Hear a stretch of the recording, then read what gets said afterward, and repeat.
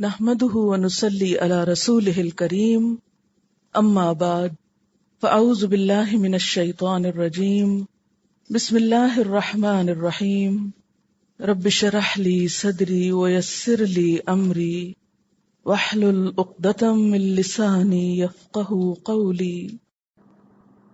جنات عدن ہمیشہ کے باغ، یدخلونہا جن میں وہ داخل ہوں گے. یہ کن لوگوں کی جزا ہے جنت کے یہ باغ؟ ان لوگوں کی جن کے اندر یہ کوالٹیز ہوں. خود کو پرکھیں، کیا یہ سب کچھ ہے ہم میں؟ اولو الالباب ہیں ہم؟ اللہ تعالیٰ ایسے لوگوں کو عقل مند کہتے ہیں. اچھا، ہمارے ہاں اگر کوئی برائی کے بدلے میں اچھائی کرے تو ہم کہتے ہیں بے وقوف، اس کو تو پتہ ہی نہیں کچھ چلتا. لوگ اس کے ساتھ کیا کر جاتے ہیں. اور یہ جنات عدن ہمیشہ کے باغ، یدخلونہا جن میں وہ داخل ہوں گے. جنت کی قیمت یہی رکھ دی گئی. ومن صلح اور جو نیک ہوئے، من آبائہم ان کے باپوں میں سے، آباء و اجداد میں سے، وازواجہم اور ان کی بیویاں، وذریاتہم اور ان کی اولادیں، جو جو نیک ہوں گے وہ ساتھ ہوں گے ان کے. والملائکۃ اور فرشتے، یدخلون علیہم داخل ہوں گے ان پر، من کل باب ہر دروازے سے، ہر دروازے سے فرشتے آ رہے ہوں گے. اور کیا کہیں گے آ کے؟ سلام علیکم، سلام تم پر. کیوں؟ بما صبرتم کیونکہ تم نے صبر کیا تھا. تو کامیابی کی بنیاد صبر. فنعم عقبی الدار کتنا اچھا ہے انجام گھر کا، یعنی آخرت کا انجام. آخرت کا یہ گھر کتنا خوبصورت ہے. عقل مند ہے وہ جنہوں نے یہ سودا کیا. اور یہ جو بات ہے نا کہ بچے بیویاں سب ساتھ ہوں گے، سورۃ طور میں بھی آتا ہے والذین آمنوا واتبعتہم ذریتہم بایمان الحقنا بہم ذریتہم، یعنی جو لوگ ایمان لائے اور ان کی اولادوں نے ایمان کے ساتھ ان کی پیروی کی، یعنی بچے بھی اسی راہ پہ چلے تو ہم ان کے بچوں کو ان کے ساتھ ملا دیں گے. وما التناہم من عملہم من شیء اور ان کے عمل میں سے کچھ کمی نہ کریں گے. آپ صلی اللہ علیہ وسلم نے فرمایا، جانتے ہو سب سے پہلے جنت میں کون لوگ جائیں گے؟ لوگوں نے کہا اللہ کو علم ہے اور اس کے رسول صلی اللہ علیہ وسلم کو. فرمایا سب سے پہلے جنتی مساکین مہاجرین ہیں، مسکین لوگ جو دنیا کی لذتوں سے دور تھے، جو تکلیفوں میں مبتلا تھے، جن کی امنگیں دلوں میں ہی رہ گئیں اور موت آ گئی. یعنی کوئی حسرتیں ان کی پوری نہیں ہوئیں کہ موت آ گئی. رحمت کے فرشتوں کو حکم الہی ہوگا کہ جاؤ انہیں مبارکباد دو. فرشتے کہیں گے اللہ ہم تیرے آسمانوں کے رہنے والے ہیں، تیری بہترین مخلوق ہیں، کیا تو ہمیں حکم دیتا ہے کہ ہم جا کر ان کو سلام کریں اور ان کو مبارک دیں؟ اللہ تعالیٰ جواب دے گا یہ میرے وہ بندے ہیں جنہوں نے صرف میری عبادت کی، میرے ساتھ کسی کو شریک نہ کیا، دنیاوی راحتوں سے محروم رہے، مصیبتوں میں مبتلا رہے اور صابر و شاکر رہے. اب تو فرشتے بصد شوق ان کی طرف دوڑیں گے، ادھر ادھر کے ہر ایک دروازے سے آئیں گے اور سلام کر کے مبارکباد پیش کریں گے. تو اس سے کیا پتہ چلتا ہے کہ اگر دنیا میں کسی بندے پہ کوئی تکلیف آ جائے تو وہ اس کو برا نہ سمجھے، صبر کے ساتھ اس کو جھیلتا جائے. کیونکہ عموماً انسان دل چھوٹا کر لیتا ہے لوگوں سے مقابلہ کر کے کہ لوگ تو اتنے اچھے حال میں ہیں، انہوں نے تو کبھی ایسا دکھ دیکھا ہی نہیں، میرے ساتھ یہ دکھ کیوں لگ گیا، میں کیوں محروم ہوں، میری ہی یہ آزمائش کیوں آئی. نہیں، بس جو آنی تھی آ گئی، اللہ کا فیصلہ ہے نا. وہی بہتر جانتا ہے کہ وہ کیا چاہتا ہے. ہمارا کام کیا ہے؟ خوشی کے ساتھ اس کو نبھا دے. اور یاد رکھیں کہ جنت میں داخلہ حسب نسب کی بنا پر نہیں ہوگا، عمل کی بنا پر ہوگا. مسلم میں آتا ہے من بطأ بہ عملہ لم یسرع بہ نسبہ، جس کا عمل کمزور ہوا، سست رفتار ہوا، اس کا حسب نسب خاندان اس کو نہیں آگے لے جائے گا. کہ فلاں اس خاندان سے ہے اس لیے اس کے لیے تو جنت ہی جنت ہے. نہیں، کسی بھی خاندان سے کوئی ہو، خاندان تو حضرت آدم کی اولاد میں ہی بنے ہیں نا، کوئی باہر سے تھوڑی آئے ہیں، سب کی اصل ایک ہی ہے. تو اس لیے خواہ کوئی کسی بھی خاندان سے ہو، جب تک اس کا اپنا عمل اچھا نہیں ہوگا تو صرف خاندانی ہونا اس کو فائدہ نہیں دے گا. والذین ینقضون عہد اللہ من بعد میثاقہ، اور وہ لوگ جو اللہ کے عہد کو توڑتے ہیں اس کو پکا کرنے کے بعد، اللہ سے وعدے کر کے توڑتے ہیں. اللہ یہ مشکل آسان کر دے، پھر دیکھنا میں کیسی اطاعت گزار ہوتی ہوں. یہ دکھ ہٹ جائے تو پھر تو میں سب کچھ تیری راہ میں لگا دوں گی. اور جب اللہ وہ مشکل آسان کرتا پھر سب کچھ بھول جاتے ہیں. وَيَقْطَعُونَ مَا أَمَرَ اللَّهُ بِهِ أَن يُوصَلَ، اور کاٹ دیتے ہیں جو اللہ نے حکم دیا کہ جوڑ کے رکھو. کیا؟ رشتہ داریاں، تعلق، احسان کا جواب. یعنی ایک طرف اللہ کے وفادار ہیں، دوسری طرف بندوں کے خیر خواہ ہیں. نہ اللہ تعالی کے ساتھ خلاف ورزی کرتے ہیں، بدعہدی کرتے ہیں، اور نہ ہی بندوں کے ساتھ تعلق کاٹتے ہیں. یعنی یہاں رشتہ داروں کے ساتھ تعلق بھی ہے، اور اس کے علاوہ عام انسانوں کے ساتھ جو تعلق استوار ہو جاتے ہیں ان کو چھوٹی چھوٹی باتوں پہ کاٹ کے رکھ دینا، یہ کوئی انسانیت نہیں، انسانیت کا جوہر نہیں، خصوصاً ان سے جن کا کوئی احسان ہو. وَيُفْسِدُونَ فِي الْأَرْضِ، اور وہ زمین میں فساد پھیلاتے ہیں. بندوں سے تعلق کاٹنا، ان سے برا سلوک کرنا فساد کا ذریعہ بنتا ہے. اولئک لہم اللعنہ، ایسے لوگوں پہ لعنت ہے، وہ اللہ کی رحمت سے دور ہیں. وَلَهُمْ سُوءُ الدَّارِ، اور ان کے لیے برا گھر ہے. اس سے آپ دیکھیں کہ انسانی تعلقات کی کتنی اہمیت ہے. انسانی تعلقات کب کٹتے ہیں؟ جب زیادتیاں کی جاتی ہیں دوسروں پر، بدسلوکی کی جاتی ہے دوسروں کے ساتھ، پھر تعلق نہیں قائم رہ سکتے، نہ رشتہ داریاں قائم رہ سکتی ہیں اور نہ انسانی تعلق قائم رہتے ہیں. اور تعلق صرف وہ قائم رکھ سکتے ہیں جو صبر کرنے والے ہوں. جن میں صبر نہ ہو وہ تعلق نہیں رکھ سکتے کسی سے بھی. کیوں؟ اس لیے کہ جہاں تعلق رکھنا ہے نا، وہاں کچھ نہ کچھ کمی بیشی، زیادتی، اونچ نیچ، گرمی سردی برداشت کرنی پڑتی ہے. آپ کو دنیا میں واحد سنگل انسان کوئی ایسا نہیں مل سکتا جس سے صرف آپ کو خوشیاں ملے اور اس میں کوئی کمزوری خامی نہ ہو. کہیں سے نہیں مل سکتا کہ جس سے آپ کو کبھی کوئی شکایت نہ ہو اور جس سے آپ کا کبھی دل نہ دکھا ہو، جس سے آپ کو کبھی کوئی تکلیف نہ ہوئی، ہو سکتا ہی نہیں. تو تعلقات کا جوڑنا اسی وقت ممکن ہے جب انسان دوسرے کی زیادتیوں پر صبر کر جائے، نگاہ پھیر جائے، نظر انداز کر جائے، اگنور کر جائے. اور جو اگنور نہ کر سکتا ہو وہ پھر تعلق نہیں رکھ سکتا کسی سے. جو بعض لوگوں کو آپ نے دیکھا ہوگا نا کہ وہ کسی سے نہیں بنا کے رکھ، صرف اپنی دنیا میں رہتے ہیں، اور ان کے پاس لاجک کیا ہوتی، فلاں ایسا خراب ہے، فلاں ایسا ہے، فلاں ایسا، فلاں ایسا، فلاں. پھر صرف وہ اپنے شیل میں گم ہو جاتے ہیں، صرف خود کو پوچھتے ہیں، خود پسند متکبر لوگ. آپ صلی اللہ علیہ وسلم نے کیا فرمایا؟ کیا تم جانتے ہو کہ قیامت کے دن میرے نزدیک، میرے قریب کون لوگ ہوں گے؟ مجلس کے اعتبار سے اقربہم الی، کون؟ منکسر المزاج، المعطئون اکنافا، الذین یألفون ویؤلفون، جو محبت کرتے ہیں اور ان سے محبت کی جاتی. یہ لوگ آپ صلی اللہ علیہ وسلم کے قریب ترین ہوں گے قیامت کے دن، جو دوسروں سے محبت کرتے ہیں اور لوگ ان سے محبت کرتے ہیں.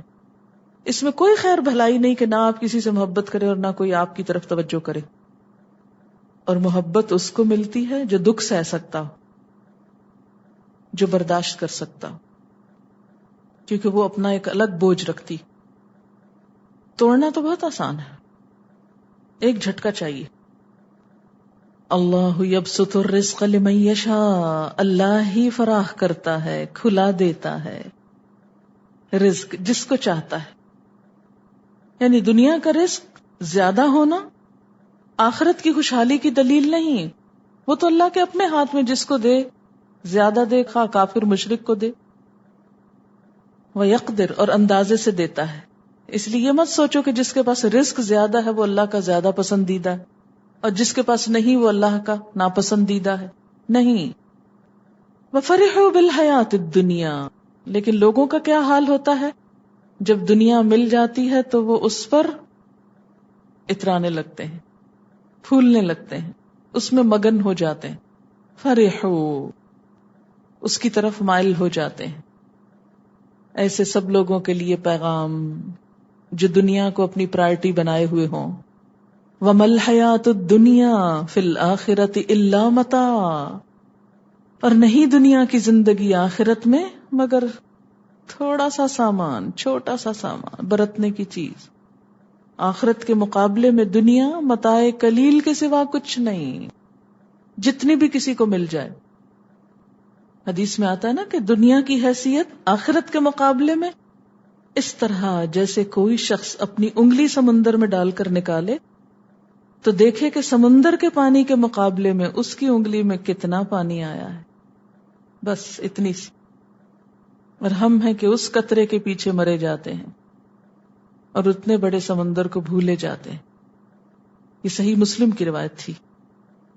مسلم ہی کی ایک اور روایت ہے، آپ صلی اللہ علیہ وسلم کا گزر ایک بکری کے مردہ بچے کے پاس سے ہوا تو اسے دیکھ کر فرمایا، اللہ کی قسم، دنیا اللہ کے نزدیک اس سے بھی زیادہ حقیر ہے جتنا یہ مردہ بچہ اپنے مالک کے نزدیک بے وقت. یعنی جانوروں کا مالک بہت خوش ہوتا ہے نا جب جانور زیادہ ہوتے ہیں، لیکن اگر ان میں سے کوئی مر جائے تو پھینک آتا ہے، اس کو ساتھ نہیں رکھتا. اس کے نزدیک اس کی اب قیمت قدر کیا ہے کہ اسے مٹی میں دبا دے، بس پھینک دے کہیں کوڑے پہ. اور اگر وہ مرا نہ ہوتا تو کیا تھا اس کا حال؟ کسی کو ہاتھ نہ لگانے دیتا، اسے کسی کو مفت میں بھی نہ دیتا، آدھی قیمت میں نہ دیتا. ہمارا حال یہی ہے کہ جب دنیا آ جاتی ہے ہمارے پاس ہم اس میں مگن ہو جاتے ہیں. کسی حقدار کو بھی حق دیتے ہوئے ہمیں مشکل پڑتی، آدھی قیمت میں نہیں دینا چاہتے. مفت تو بڑی دور کی بات ہے، ہاں اگر وہ چھن جائے تو پھر رونے بیٹھ جاتے ہیں. دنیا کیا ہے؟ سمندر کے مقابلے میں پانی کا قطرہ، مردہ بکری کا بچہ جسے پھینک دیا جائے. وَيَقُولُ الَّذِينَ كَفَرُوا، اور کافر کہتے ہیں، لَوْلَا أُنزِلَ عَلَيْهِ آیَةٌ مِّن رَّبِّهِ، اس پر اس کے رب کی طرف سے کوئی نشانی کیوں نہیں آئی؟ ہر وقت نشانیوں کی تلاش. ظاہر پرست لوگ ظاہری علامتیں دیکھتے ہیں، کیا مال رکھتا ہے، کیسا گھر ہے، اولاد کیسی ہے، کاروبار کیسا ہے، مال کتنا ہے، اقتدار کتنا ہے، اس کو وہ نشانیاں سمجھتے ہیں. قل ان اللہ یضل من یشاء، کہہ دیجئے اللہ جسے چاہتا ہے گمراہ کر دیتا ہے. جن کی بصیرت وا نہیں، جو اندر سے نہیں دیکھ سکتے اور ان کو باہر کی نشانیاں بھی نہیں دکھاتا اللہ، تو پھر وہ بھٹکنے میں ان کے کوئی دیر نہیں لگتی. وَيَهْدِي إِلَيْهِ، وہ خود نہیں بھٹکانا چاہتا، وہ تو ہدایت دینا چاہتا ہے، لیکن اس کی ہدایت کس کو فائدہ دیتی ہے؟ من اناب، جو رجوع کرے، جو لوٹے، جو پلٹے. الذین آمنوا، وہ لوگ جو ایمان لائے، وتطمئن قلوبہم بذکر اللہ، اور ان کے دل اللہ کے ذکر سے اطمینان پاتے ہیں. یہاں ایک تو ہدایت کا قاعدہ بیان کر دیا گیا. ہدایت کس کو ملتی ہے؟ جو اللہ کی طرف رجوع کرتا ہے، لوٹتا ہے، اللہ دے تو مانگتا ہے. اور جس کو پھر مل جاتی ہے، جو اس ہدایت کے دیکھنے پر اس کو مان جاتا ہے، تو اس کے عمل میں اللہ کی یاد آنے لگتی ہے، جس سے اس کے دل کا اطمینان بڑھ جاتا ہے. ہدایت پر ہونے کے لیے نشانی باہر نہیں، اندر ہے، اور وہ دل کا اطمینان ہے. ہدایت تلاش کرنے کے لیے لوگ عموماً نشانیاں کہاں دیکھتے ہیں؟ دوسرے میں، باہر. حالانکہ آپ ہدایت اختیار تو کر کے دیکھو، پھر دل ٹٹولو. وہاں کتنا گہرا سکون ہے. آپ دیکھیں کہ جب آپ قرآن پڑھ رہے ہوتے ہیں، پڑھا رہے ہوتے ہیں، کوئی نہ غم ہے، نہ خوف ہے، نہ کسی کی باتوں کی پرواہ ہے، نہ کچھ. جو بھی مشکلات ہیں سب بھولے ہوئے ہوتے ہیں، کچھ فرق نہیں پڑتا. دو عالم سے کرتی ہے بیگانہ دل کو، عجب چیز ہے لذت آشنائی. بے پناہ سکون. یہ بے پناہ سکون جو ہے نا، یہ نشانی ہے کہ آپ ہدایت پر ہیں. باطل پر ہو کر، جرم کر کے، ظلم کر کے دل سکون میں نہیں آ سکتے. اطمینان قلب کبھی نصیب نہیں ہو سکتا. یہدی الیہ من اناب الذین آمنوا. انابت والوں کی نشانیاں کیا ہیں؟ الذین آمنوا وتطمئن قلوبہم بذکر اللہ. الا بذکر اللہ تطمئن القلوب. سنو، اللہ کے ذکر سے دل اطمینان پا جاتے ہیں. ذکر کا معنی کیا ہوتا ہے؟ یاد کرنا. جب کوئی آدمی اللہ تعالی کو اس کی پوری عظمت کے ساتھ پا لیتا ہے تو اس کے اندر ایک روحانی ہلچل پیدا ہو جاتی. اس ہلچل سے کیا ہوتا ہے؟ ہر وقت اس کو اللہ کی یاد آتی ہے. آپ نے دیکھو گا کبھی بعض اوقات آپ ٹوائلٹ میں اور آپ کے منہ سے اللہ نکل گئے تو آپ سوچتے نہیں یہاں تو اللہ نہیں کہنا تھا. ایسا بے اختیار کیوں ہو جاتا ہے؟ اب سوتے ہوئے اٹھ رہے اللہ، اب سونے جا رہے ہیں، اب کچھ دیکھتے ہیں فوراً اللہ. یہ کیسے ہوتا ہے؟ کیونکہ اللہ کو شعور کے ساتھ پایا نا، تو دل میں ایک اضطراب ہے، اس کی یاد ہے جو زبان پہ بے اختیار آ جاتا ہے. کبھی زبان سے شکر کے کلمات نکلتے الحمدللہ، کبھی ڈر لگتا ہے تو کہتے استغفر اللہ، کبھی کوئی اچھی چیز دیکھتے تو ماشاء اللہ، حیرت ہوتی سبحان اللہ. ہماری تو لغت سے یہ باتیں نکل گئیں اور ہم کو تو یہ لفظ بولنے میں بھی شرم آتی ہے. اب لوگ کیا کہیں گے، ملانی ہو گئے. یہ ملانی کے الفاظ نہیں ہیں، یہ اللہ کی محبت کرنے والوں کے بے ساختہ جملے ہیں. لیکن آپ دیکھیں کہ آج کے لوگ بڑی بڑی گاڑیوں میں بیٹھ کر، بڑے بڑے گھروں میں رہ کر، بڑے بڑے عہدوں اور جابز پہ اطمینان سے محروم ہیں، عجیب پریشانی کا شکار ہیں. جتنی مادی ترقی بڑھی اتنی بے سکونی بڑھی. ہر طرف کمفرٹ دینے والے سامان موجود ہیں، تھک کارپٹس، بھاری پردے، بھاری فرنیچر، بہترین کھانے، عمدہ لباس، لیکن سکون نام کی چیز کوئی نہیں. یہ سب چیزیں اجنبی اور منہ چڑھاتی نظر آتی ہیں. کیوں؟ حقیقی خوشی نہیں لوگوں کے چہروں پر. مصنوعی مسکراہٹ کے پیچھے ایک فکر کی لہر ہے جو صاف دیکھی جا سکتی ہے. کیوں؟ اس کی وجہ کیا ہے؟ اس کی وجہ یہ ہے کہ خوشی تو روح کو ہوتی ہے نا، روح کا سامان قرآن ہے جو روح الامین لے کر آئے، اور ہم اس کو خوش کرنا چاہتے ہیں مادی چیزوں سے. مثلا بچہ کھلونا مانگ رہا ہے اور ہم اس کو کھانا کھلانے لگ جائیں تو وہ خوش ہو جائے گا. وہ کہے مجھے کھلونا چاہیے اور آپ کے آؤ کھانا کھاؤ، اور چیخے گا میں کھلونا مانگ رہا ہوں آپ مجھے کھانا کھلاتے ہیں، کیونکہ وہ تو عام طور پہ بھی اس کو کھانا نہیں اچھا لگتا. ہمارا حال یہی ہے.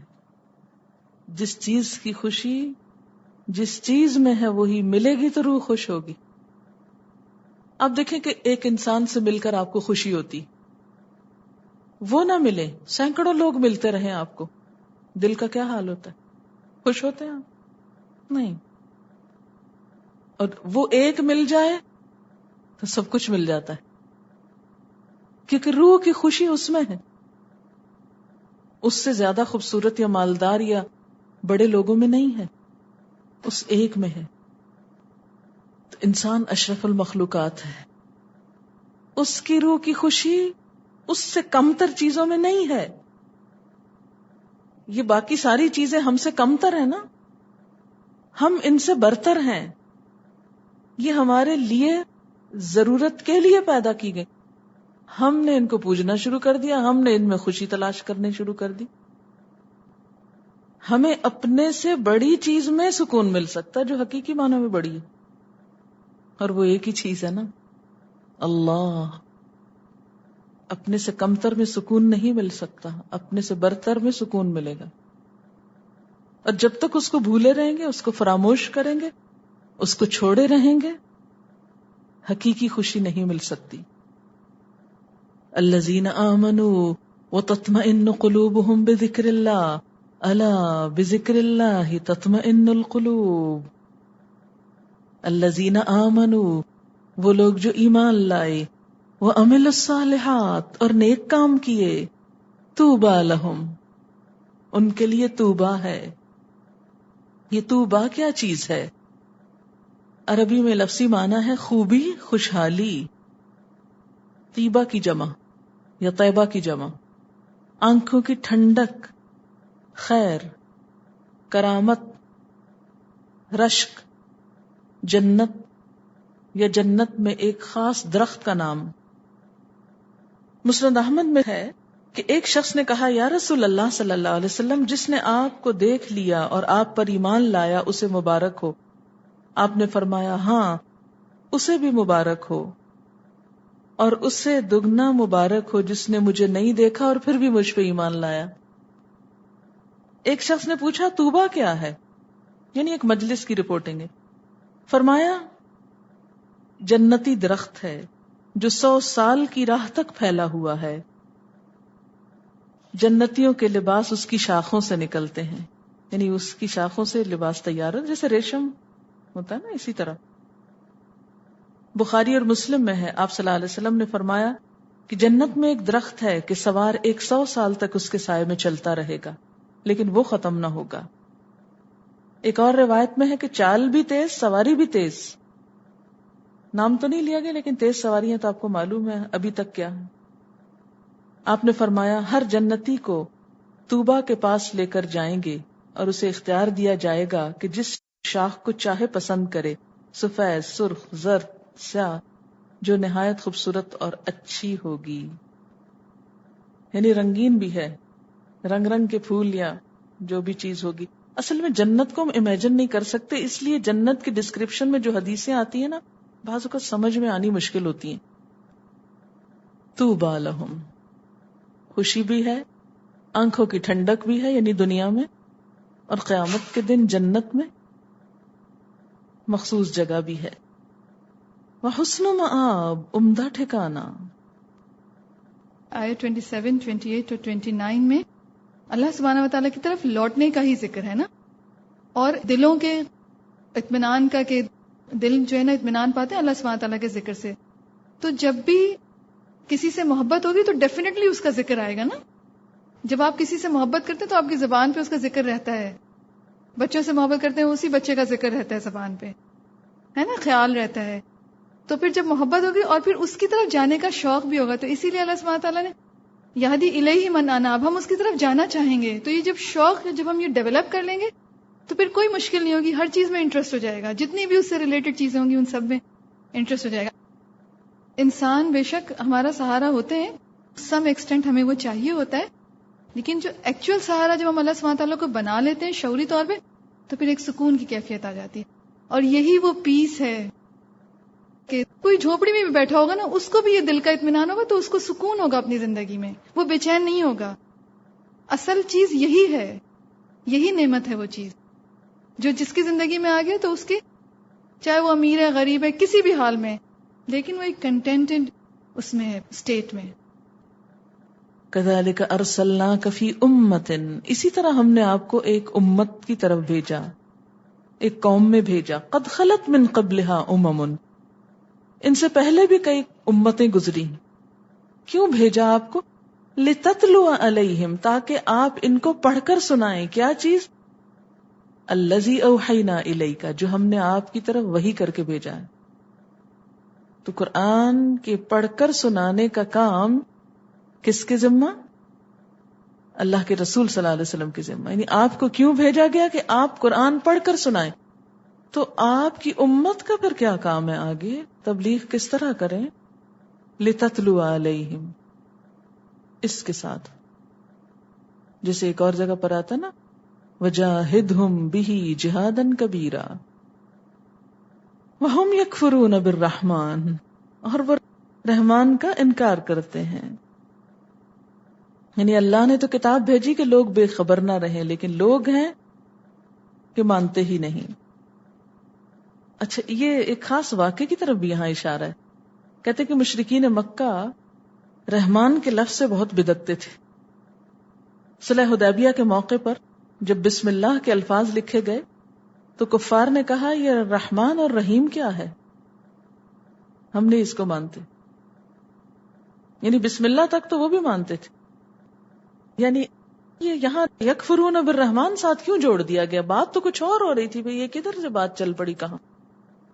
اس لیے کہ الرحمن علم القرآن، رحمان نے قرآن کی تعلیم دی. یہ اس کی رحمت ہے کہ قرآن آیا ہے، لیکن یہ ہے کہ اس کی رحمت محسوس ہی نہیں کر رہے، اسی کا انکار کیے جا رہے ہیں. قل هو ربی لا الہ الا ہو، کہہ دیجئے وہ میرا رب ہے، اس کے سوا کوئی معبود نہیں، وہ خود ہی ہے بس اکیلا.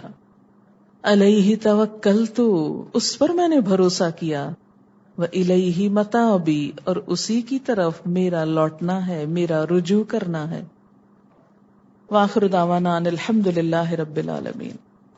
سبحانک اللہم وبحمدک نشہد ان لا الہ الا انت نستغفرک ونتوب الیک.